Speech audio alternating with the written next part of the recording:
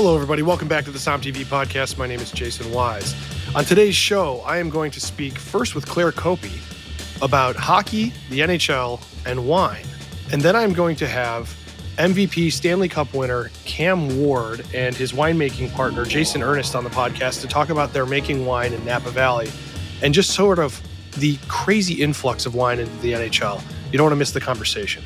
But first, we have an incredible offer right now for 50% off an entire year of SOM TV. For those of you who've been waiting, or those of you who are joining us from the NHL or somewhere like that because of Cam being on the podcast, you can get SOM TV for an entire year for $25.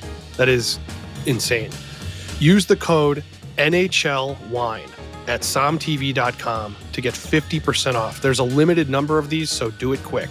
somtv.com, use the code NHLWINE. You can watch hundreds and hundreds of hours of the greatest food and wine content you can find anywhere, including our James Beard nominated movie, The Whole Animal. That was just announced, by the way. Go to somtv.com and use the code NHLWINE. Claire, it's great to have you back on the podcast. You are a resident hockey expert. I want to start with, why are we talking about the NHL and hockey on a wine podcast? For all of you wine people, hold on, don't turn this off.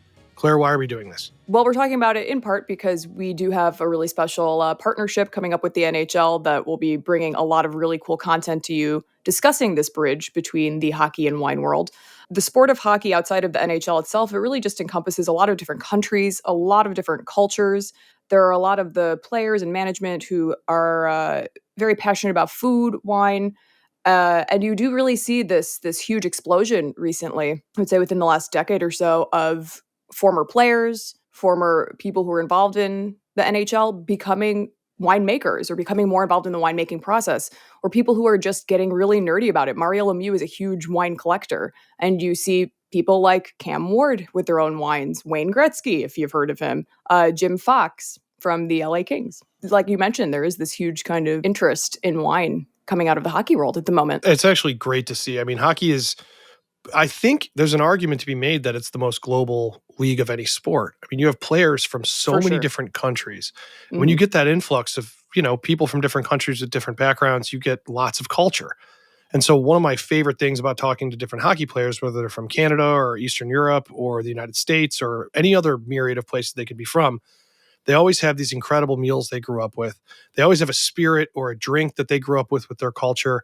And they bring that stuff. And what you get is this great melting pot of food and wine on the ice. You would never expect it, but they truly bring an appreciation. So, and then, Cam Ward, who I'm about to speak with, I think he's really an interesting guy. Do you mind really fast just doing a couple minutes on what he's done in hockey so people can place who he is and what he's done?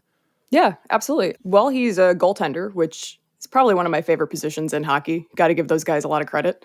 He's from Canada originally, but he played the majority of his 15-year-long career with the Carolina Hurricanes. And they did pretty well. In 2006, they won a Stanley Cup, and he was awarded the Conn Smythe Trophy, which is basically given to the MVP of that championship team as an appreciation for, hey, you got us here, through the playoffs especially, which is a tough time. So he had a really great career. He spent his last season with the Chicago Blackhawks, but then they wanted him to retire as a Hurricane, as a Carolina Hurricane. So they gave him a one-day contract so he could retire with the team that he spent the vast majority of his career with. Yeah, this he's a legendary guy. Claire, you're an insane hockey fan. This is why I had you on here to introduce this. Why do you love hockey so much? I mean, you're a sommelier, you're a host on a lot of the stuff on SOM TV, but hockey is this passion I don't think a lot of people know that you have. Why? Yeah. I just love it. And I have to say, I love that my loves are coming together like they are right now with wine and hockey. It's such a beautiful thing.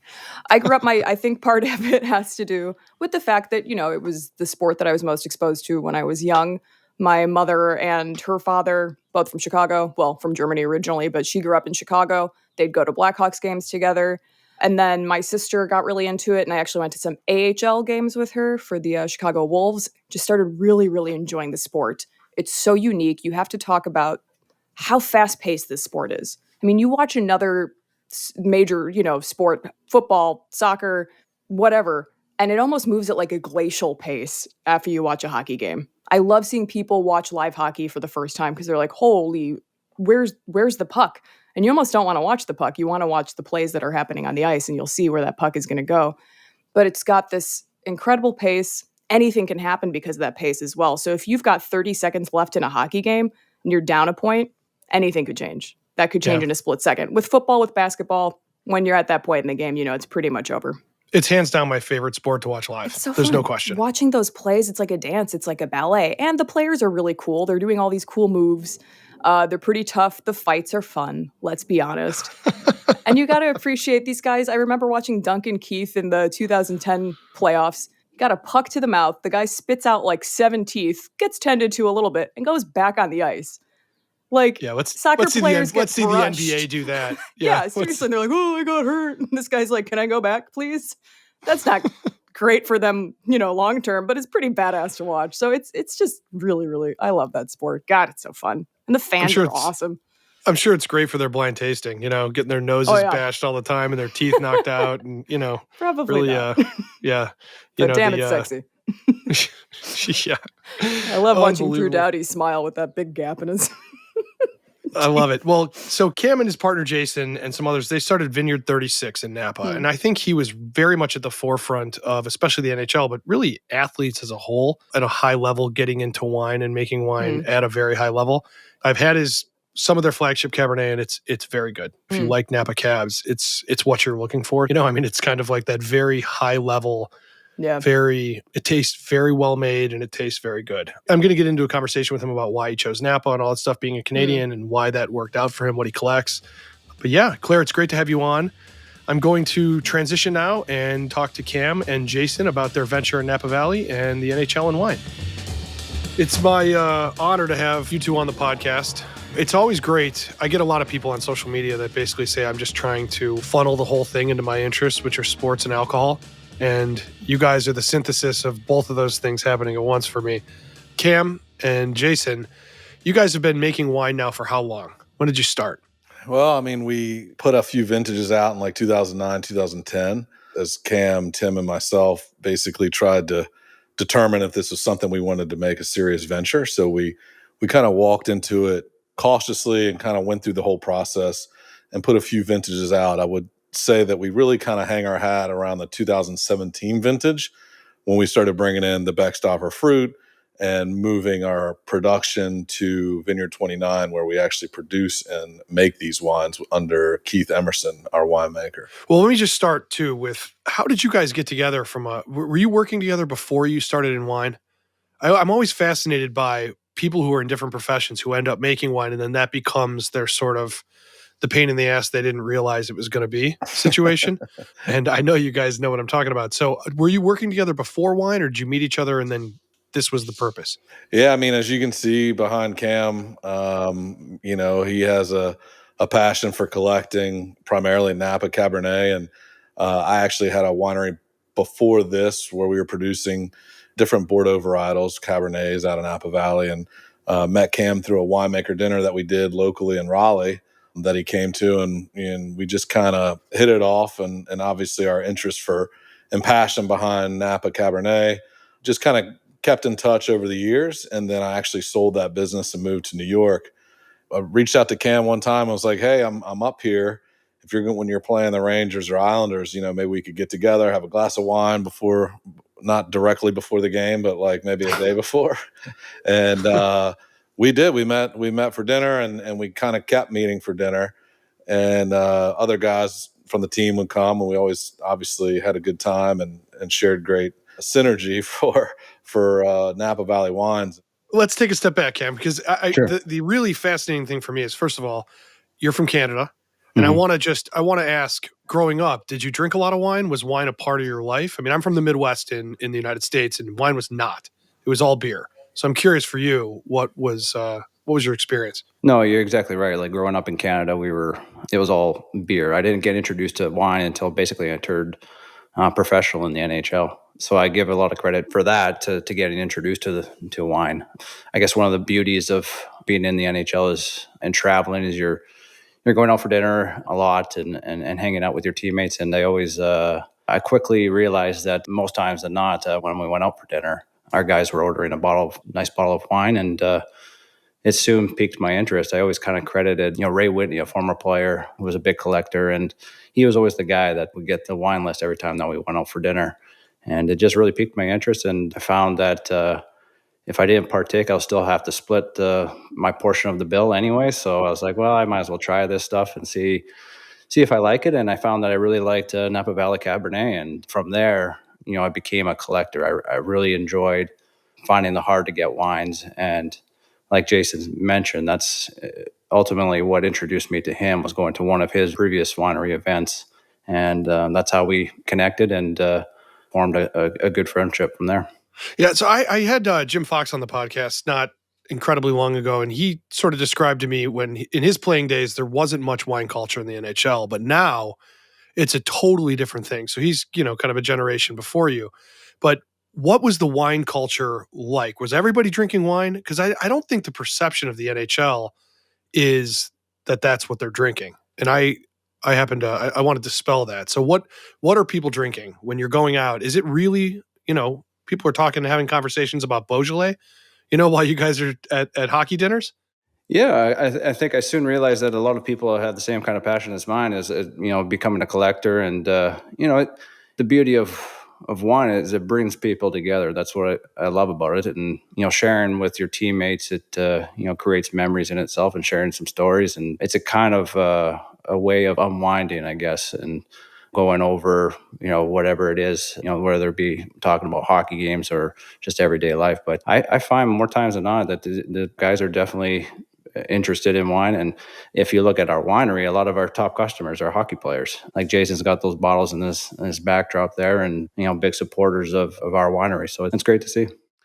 Yeah, it sort of feels to me like you guys came in right at the perfect time. I mean, this exact moment, the sports world is sort of on fire with wine, and I think you can credit a lot of that to the NBA, just the sheer visibility the NBA has. But it's across all of it, and I think it's really fascinating. You started making wine right at the crest of when people were starting to really think about it, and now it's hard to find. Just the NBA, for example, it's hard to find a player of high status that isn't dabbling in having a vineyard or having maybe a liquor label or something like that.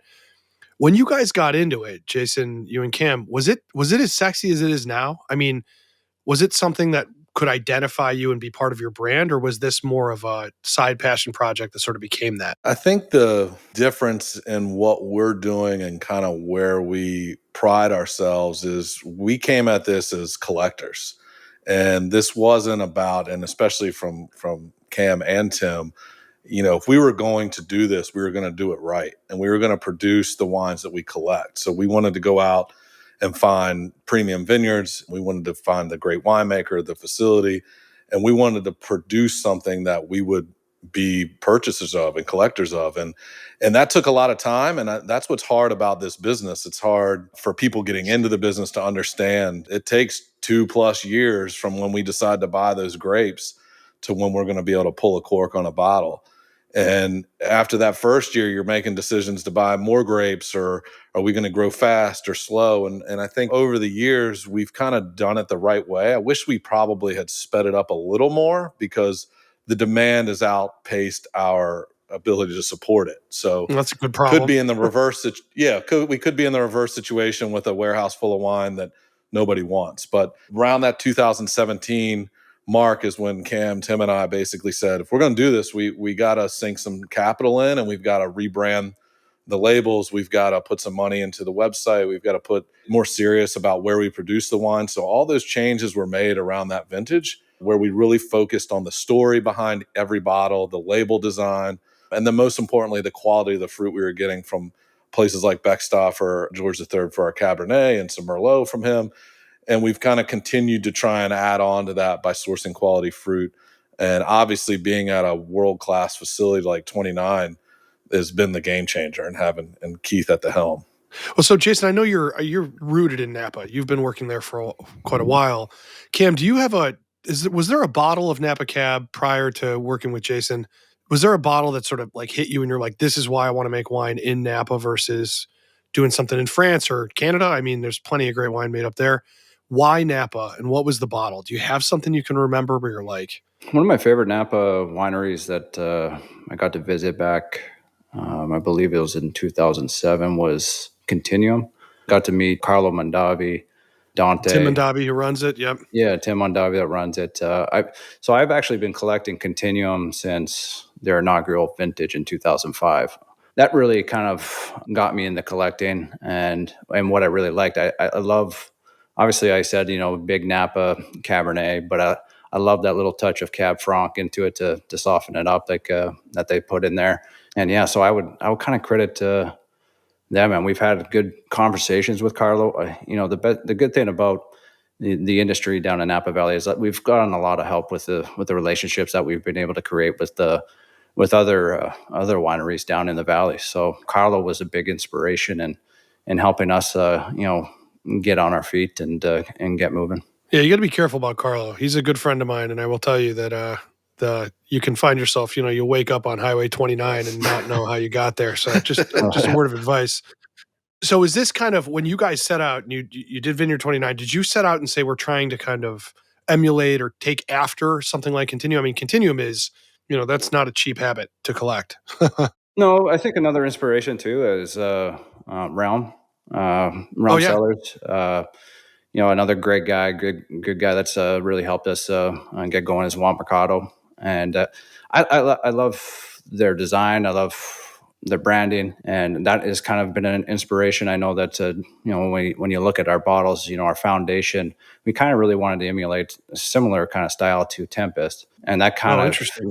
got us going in that direction. But as far as what we're trying to do is I think we want to be our own too. I mean, you take inspiration from other wineries, but we want to be unique and different and kind of be something that we can stand on our own. And when we talk about hockey thing and all that stuff, that definitely helped get us going too. But at the end of the day, when I retired, I want this to to keep going and be successful aside from just being a hockey wine. We don't want to have that label. We want to be taken more seriously with the wine collectors and people that really enjoy it.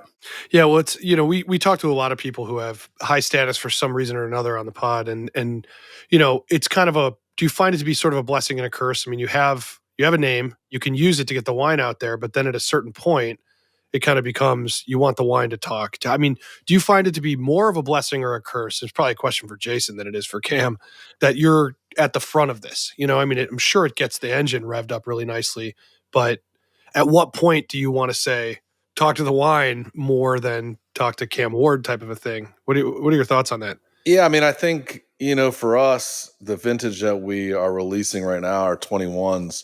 I said 17 was kind of where we really got serious, but 21 is where we really put our stake in the ground to source some of the most prestigious fruit in Napa Valley out of Oakville Ranch. So, we knew once we secured that fruit that we were going to be at the upper echelon of these collectible wines like Andy Erickson makes from Favia and other wines that are produced from that vineyard. That shows that our commitment truly lies in the vineyard. The direction we were in before was blending wines and creating, the best wine we could make. And now we are introducing wines from the portfolio that are vineyard designate or varietal designate from a certain vineyard. So we take all the advantages that we get, like in any business. We have to capitalize on the advantage and the exposure that we get from hockey players and other athletes across the NFL and NBA. It's all great, but at the end of the day, if those wines don't stand up in a tasting with the Continuums and the other respected estates of Napa Valley, people won't come back. So I think what we hang our hat on is that our customers have continued to support us and love that we introduce new wines every vintage. I mean, this vintage we're releasing, I think, one of the most exciting wines we've ever produced, just from quality wise and label and packaging. And the 21 Verses, which is a 50-50 blend of Cabernet and Cab Franc from Oakville Ranch. The packaging in an acrylic box to replicate some sort of view of the ice, taking inspiration, the design from Cam's masks and over the years. And so we continue to evolve. If we can't be complacent and just kind of hang our hat on one wine, I think that also gives us advantage. We like to tell stories behind each label. And every year we get to kind of tell a new story. Well, I mean, there's nothing wrong with being, I mean, if you're going to be the hockey wine, that's a good thing. I mean, how did you guys end up sort of being kind of the unofficial wine of the NHL? I mean, it's kind of like, every player that I have talked to or heard from has, your wine is the one. That's the one they think of first. So how the hell did that come about? Is it just, are you just a really nice guy, Cam? You have a lot of friends, no fights in the league, or? I mean, that's awesome to hear that. I mean, Well, you guys are sold out of wine, so you're doing something right there. yeah, no, I was very fortunate to play, 14 years in the NHL. So I think throughout that time, you establish a lot of great relationships with people throughout the league. And, you shared, like I said, that passion with wine to other people. And I think early on, too, when we were kind of just, like Jason said, with the 17 vintage on, a lot of us were working hard to introduce the wines to other players and other teammates. And reality is social media is such a big part of our world and today, and a lot of these athletes have a lot of followers and stuff. So I mean, a lot of a PR move for us was a lot to introduce our wines and hope that they're able to share to to whoever their followers are, or word of mouth. And but again, like Jason said about the quality of the wine, they're going to open it up and drink it, but they're going to have to want it to have it back, have it to order more. And the quality has been able to stand up, and that's great to hear. I know Valerie Bure is another hockey player doing wine, and I'm a collector of his wines, and it's also very top notch with Benoit doing their wines. So yeah, I was going to ask you if there's any competition with you guys or any any athletes. I mean, I just imagine playing 14 years in the league. You got to be like, you got to still have a competitive nature to yourself and wonder where to put it. I was curious if it's with trying to beat other athletes at their wine. Well, I mean, obviously you want to be successful, right? I mean, that's, Sure. we kind of use that as our verses with the 50-50, with the Cabernets competing against the Cab Franc, it's just, but yeah, I mean, like anything that I put myself and our name on, I mean, you want it to be successful. So, but, I'd like to hope that Val and both us are very successful. That's great. That's great. So when you were traveling in this whole entire career, do you remember any standout restaurants, places you visited where you were like, because I would imagine nobody sees the United States and Canada the way somebody on the road, like traveling. Were there any restaurants that you're like, every single time I go into Tampa, I'm going to eat at Burns Steakhouse, or every time I go to this place? Do you have places that you established and over the course of your career, you're like, all right, I'm in, this town, this is where I'm eating? Does that? Well, you definitely have your favorite restaurants when you're traveling so much. As far as going based off a wine list, I mean, you took the words out of my mouth there with Burns Steakhouse. Everybody knows Burns down in Tampa. Oh yeah, that's a staple. Jason, obviously, we have a lot of connection with Keene Steakhouse in New York, solely being because that's where we kind of first enjoyed our own bottles. And he can share that story of like, one bottle led to many more, but I believe I played really well the next night too still. So that was okay. It must've been real good juice. But as far as other ones, now I'm being, well, I mean, as a goalie, it's not like you have to, be aware. You can sort of just gotta stop out. the puck. That's pretty easy. Yeah. So Jason, tell me a little bit about before you started working with Cam. What were the wines that inspired you to get into this stuff? Because I mean, I think everybody's kind of has the bottle or a bottle, and your taste might change, and you may not, that may not be your wine now. But what was it that got you into this is going to be my career? I got into wine, I think the way everybody does, right? Somebody introduces something that's special to them. And that for me was an opportunity somebody brought in 1978 Bordeaux, Chateau Palmer. I was not a wine person, and 78 was my birth year. And the experience of that entire evening kind of blew my mind. I mean, the wine, when we first opened it, obviously needed time to open up, and experiencing the wine over hours and hours, I really was kind of blown away. And then a friend of mine was living in San Francisco, invited me out. We'll do Napa. And again, it was kind of right around that same time. So I was like, okay, let's see what this is about. And we got into the cave at Del Dado, and it was my buddy and I, and we are in that dark cave for hours and hours and hours.